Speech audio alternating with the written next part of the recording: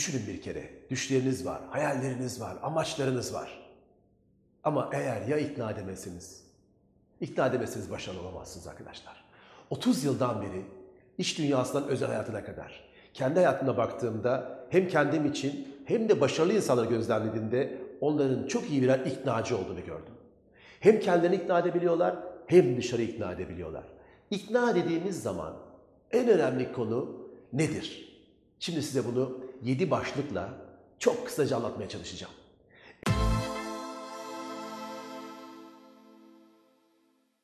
Elinizden geldiğince beni takip edin. Hatta not alabilirsiniz.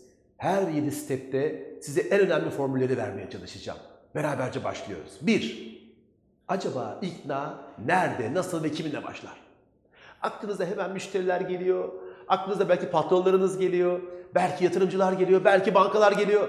Hayır. İkna önce burada başlar. İkna kendinizi ikna edebilirseniz başlar. Bir insan kendisini ikna edemediyse hiçbir şekilde her tür tekniği alsın, çok güzel imkanlar olsun, dışarıyı ikna etmesi mümkün olmayacaktır. Ama merak etmeyin, kesinlikle sonunda bir ikna olacaktır. Kiminle görüşüyorsanız görüşün. Ve kesin birisi birini ikna edecektir. Kim daha çok inandıysa kendisine o ikna edecektir. Şimdi hazır mısın? Düşün bakalım hayallerini, amaçlarını, hedeflerini. %100 mü kendini ikna etmiş vaziyettesin? %50, %40, %60, %90? %100 olmadığınız sürece başarılı olamazsınız. Önce kendinizi ikna etmeniz lazım. Birinci step budur. Kendinizi ikna etmeden dışarıya çıkmayın. Dışarıda araştırmalara girmeyin, çalışmalara girmeyin. Hayır. Önce kendinizi ikna edin. Bütün ikna tekniklerini önce kendiniz için kullanın. İnsanlar kendilerini ikna edemezlerse dışarı ikna edemezler. Peki ikinci step ne? Çok önemli. İkna dediğimiz zaman kişilerin düşüncelerini ve beyinlerini yönlendirebiliyor olmanız lazım. Eğer kendi beyninizi yönlendirebilirseniz, kendi düşüncelerinizi yönlendirebilirseniz, kendi fikirlerinizi yönlendirebilirseniz, işte o zaman dışarıda yönlendirmeye başlayabilirsiniz. Size bir şey söyleyeyim şimdi. Bir elde kaç parmak var?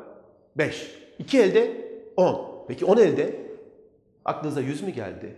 Hayır, 100 değil kardeşlerim. Bir elde 5 olduğuna göre 10 elde 50 var. Beyin nereye doğru yönelirse otomatik onu cevaplıyor. Bir elde 5, 2 elde 10, 10 elde deyince çarpıyorsunuz ve 100 diyorsunuz. Halbuki doğru cevabı biliyorsunuz. Beyin yönlendirilmesi gerekir. İkna tekniğinin ana noktası o insanların kendi düşünceleri olduğuna ikna edebilmenizdir. İnsanlar kendi düşüncelerini çok severler ama başka düşünceyi sevmezler.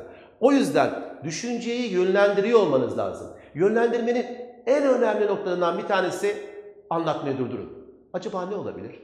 Bakın size ben ne yapıyorum şu anda? Sorular soruyorum. Ve ben soru sordukça beyniniz benim soruya doğru yönlenmeye başlıyor. Ancak unutmayın soru yeterli değil. Sorduğunuz sorudaki almak istediğiniz cevapları almanız lazım. Eğer insanoğlu ne olmadan yaşayamaz? Mesela sormadan yaşayabilir misiniz? Hayır.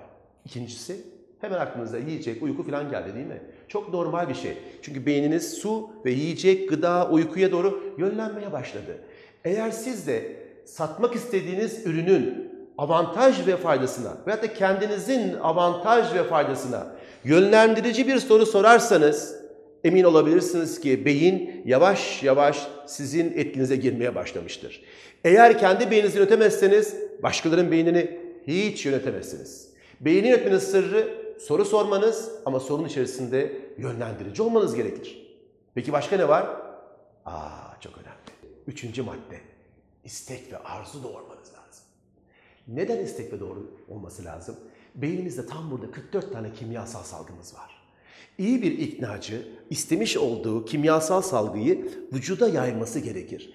Eğer o kimyasal salgıyı vücuda yaymazsanız karşıdaki insan eyleme geçmez. Ne demek bu?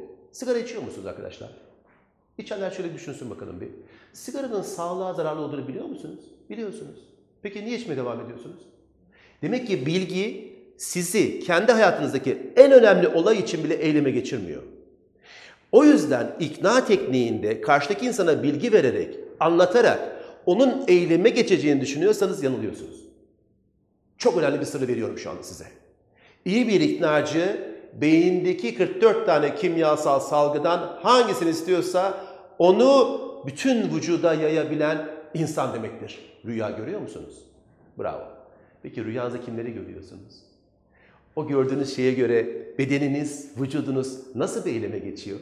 İşte o anda kimyasal salgı yayılıyor. Peki beyin size bir şey söylüyor mu o anda? Ah bir dakika ben rüyadayım, bu gerçek değil diyor mu? Hayır demiyor. Çünkü gördüğü şeyin gerçek olduğunu zannediyor ve bütün bedenin onu izlemesi için kimyasal salgıyı gönderiyor. Siz de karşınızdaki insanı ikna etmek istiyorsanız kimyasal salgıyı yaymanız lazım. Nasıl yayabilirsiniz?